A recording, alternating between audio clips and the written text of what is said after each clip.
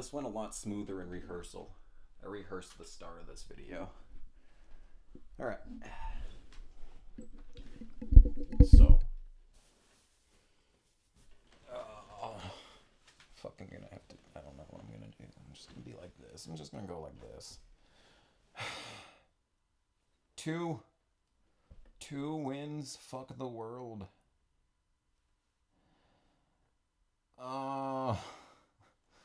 I had a rough weekend, dude. I was playing Coyote. I was doing Test Drive Your Destruction Coyote Country, and I destroyed my voice.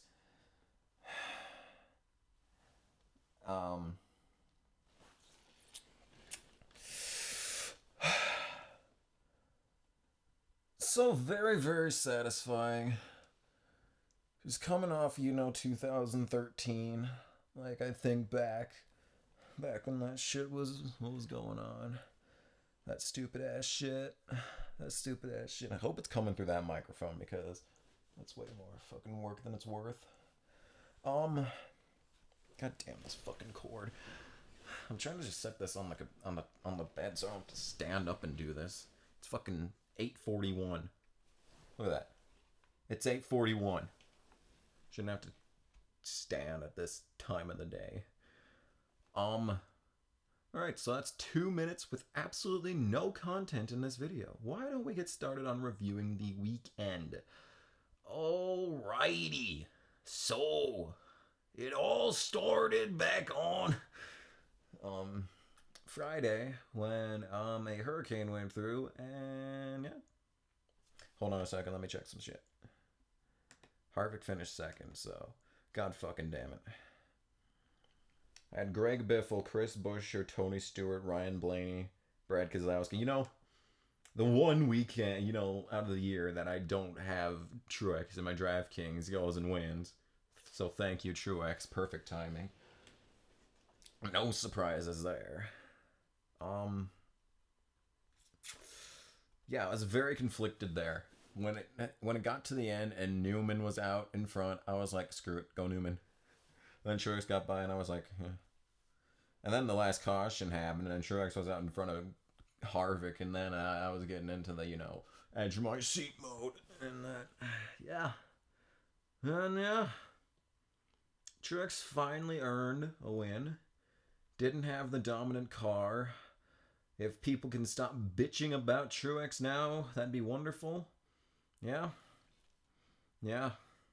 Such a terrible driver to win the Southern 500, God awful. Man. What a loser. So, let's go back, like I said before. Let's talk about the races. So, Saturday, Xfinity race. Like, I was honestly thinking, I don't even want to bother watching this, honestly. But I did. And turned out to be honestly not awful. There was it was interestingly competitive out front, like significantly more competitive for an Xfinity race. I was just expecting it to be the same damn thing as last year, but it got interesting there in the end. And for Sadler to say, screw you, screw every single one of you, that was very nice. So now Sadler's going the route of Smith last year. He's got 2 wins in the Xfinity Series this year. He's at Junior Motorsports, so I assume, well, then again, the one main sponsorship got renewed. So maybe he's going to go to TBR with one main sponsorship next year. Just to continue the Regan Smith style bullshit. So, yeah, but that was honestly a good race. Not a good race per se, but it was better than I expected, so I'd say that's a good race. Trucks.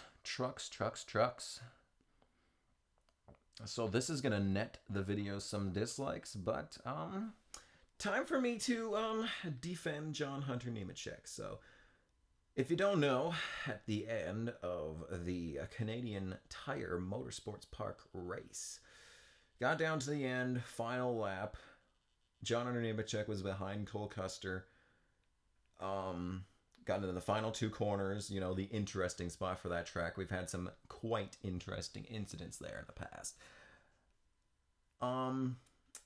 John got into Custer several times. They both ran off the track. and in the dirt, side by side, finished in a photo finish off the track.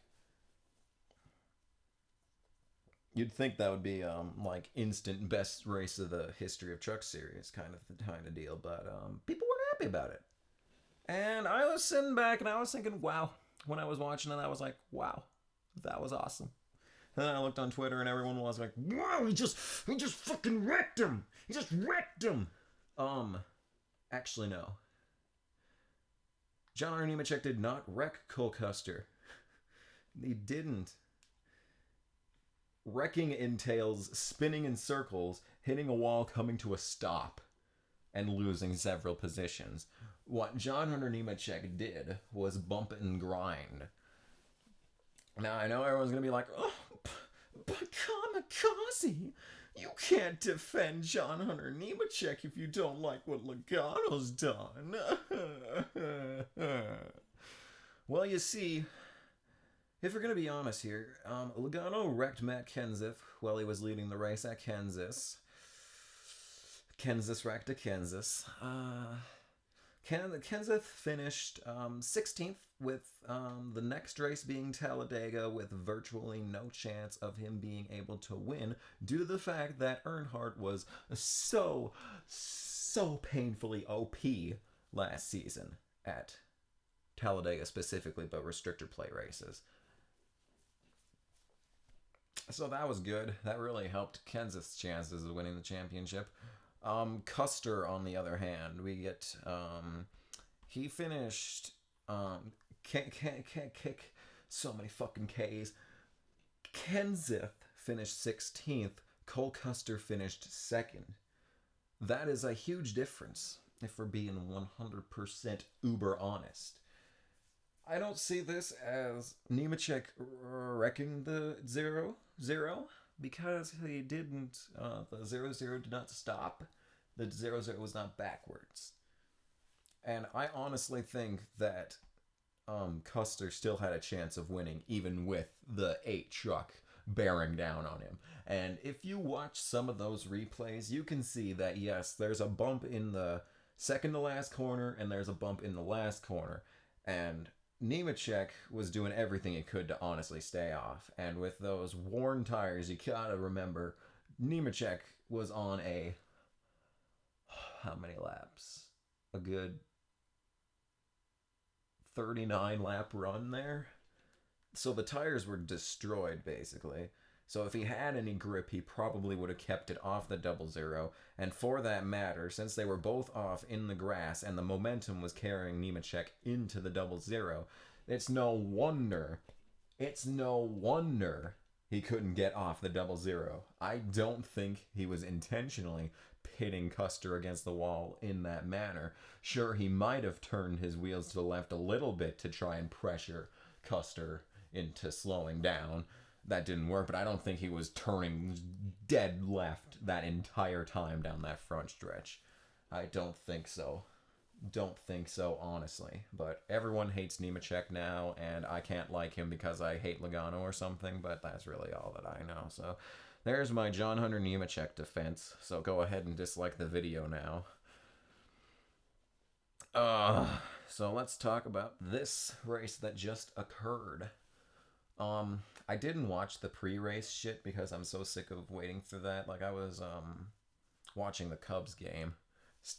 Like, the damn Cubs game was supposed to be over a half an hour before the godforsaken race was even supposed to start. And they went past the start of the race. So, that was fantastic. At least they won. At least they won. So, apparently, there was, like, a 15-year-long invocation, and, like, the flyover happened too early. I didn't even see the national anthem. The national anthem's at Canadian Tire. On point. Please, NASCAR, take notes from that guy. That was a very good voice. He knows what he's doing. Don't need none of this shit that you do every single time, you know? This race is surprisingly competitive. I was very impressed to see how competitive this race was, because even though Harvick was by far the best car in the field, I still felt like if anyone got their car up front, they had a fighting chance. And we saw that with Newman because it was very even. Lots of cars. Like I was looking through my DraftKings, Biffle got a couple of fastest laps out of that deal, and he was in the 20s all race. Uh, Surprisingly competitive throughout the field. Um, what I really, really liked about this race is that tire fall off. The tire fall off was on point. It was just like Atlanta. The tire fall off here was exactly why I enjoyed the Atlanta race because cars came and went throughout the run. It wasn't just you get your into your position and you run there the whole run and hope to make up time in pit road. Instead, this race you had to lay off earlier or push at a certain point, try and get as far out as possible before your tires run out. It was very enjoyable. I love those kind of races. That's why I loved Atlanta. There was a lot of green flag passes for the lead. I think I counted 4 green flag passes for the lead over this race. Very good shit, man. Very good shit. Of course, obviously, I'm fucking thrilled to have the rightful heir to the 14 car win this race. Because, I'd think if, whatever. Yeah. I mean, it's good that Truex is on a team where he's actually going to compete and stuff, but everyone's like, oh, the only reason Truex doing is so good is because of Toyota. Oh. And yet they forget that he had his best season of his career last year in a Chevy, during which Toyota went beyond anything anyone ever imagined near the end, and Truex still made the Final Four. Yeah. But it's all the Toyota that's doing it, dude. It's all the Toyota that's doing it. I'm glad to see the pit crew being competent for the first time in a while. Very good race for the pit crew. I actually, literally yesterday, I rewatched the Coke 600 video because I still had it saved on this computer. I hadn't deleted it yet. But I went back through that and I was thinking, if the pit crew can keep doing shit like this, it'll be good. And I'm like, you have no idea what's coming, Kamikaze, dude. Poor guy. Poor past me. And then it got me thinking, like, if I could go back in time and talk to myself in the past, would I want to know what the future held for me? Watching this shit, dude. But whatever. Overall, I very much enjoyed this race. The throwbacks were excellent. Trex's kind of sucked, but everyone else's was pretty good. Let's talk about Tony. Tony, we saw a little bit of a throwback Tony today here. We saw him wreck Brian Scott for absolutely no reason. So that's a bit of a throwback Tony Stewart. He's getting a little feisty. Firing off on Twitter this week and now wrecking Brian Scott for no reason. He's getting a little feisty, man. Getting a bit feisty. He's getting ready for that fucking 2011 championship run repeat. He's getting that fire going, man. They're interviewing Truex on NASCAR America right now. I honestly want to watch that instead and stop recording this, but I can't pause the recording, so afraid we're gonna have to just keep talking. So what else is there to talk about? So, yeah. Good race. I'd say it's even better than last year's Southern 500, honestly.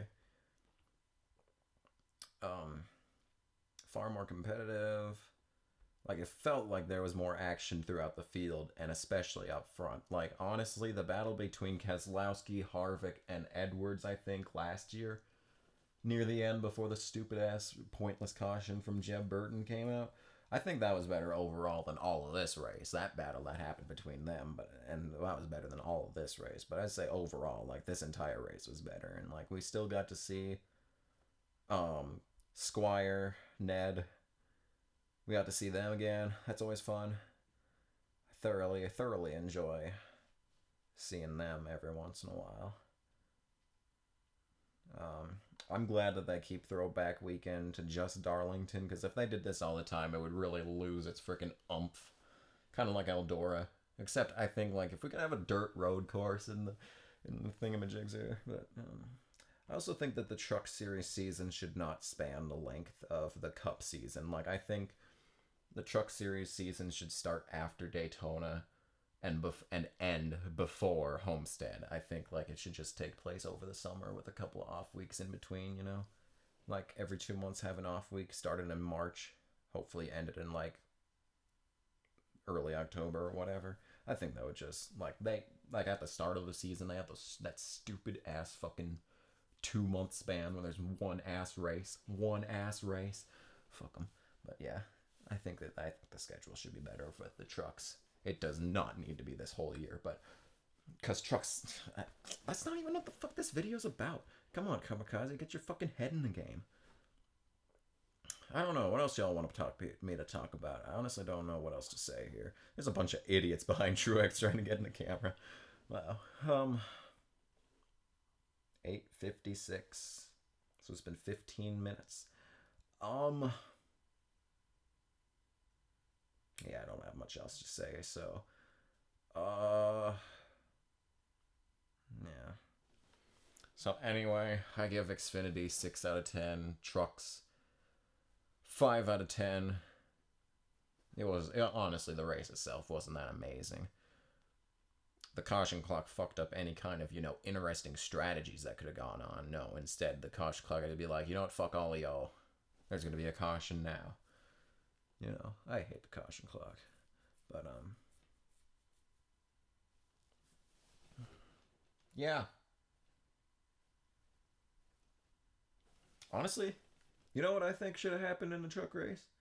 I think that they should have black flagged the 8 for aggressive driving, and then they should have penalized the 00 of Custer for coming after him after the race.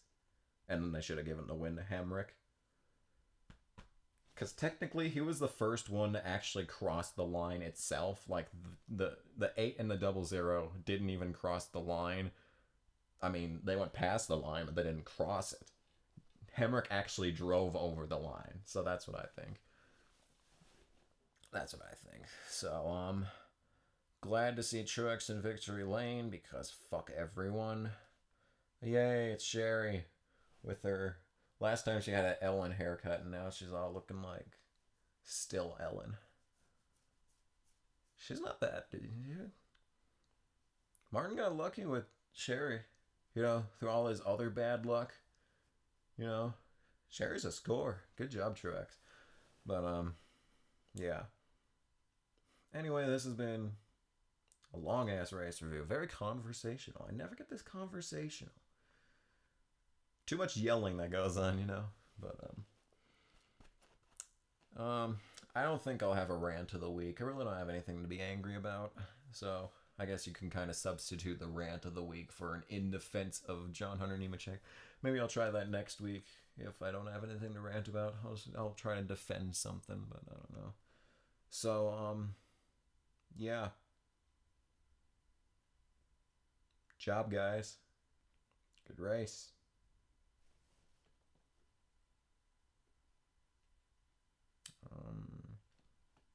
Fuck you, Clint Boyer, for spinning at Richmond in 2013, but justice is the long con, so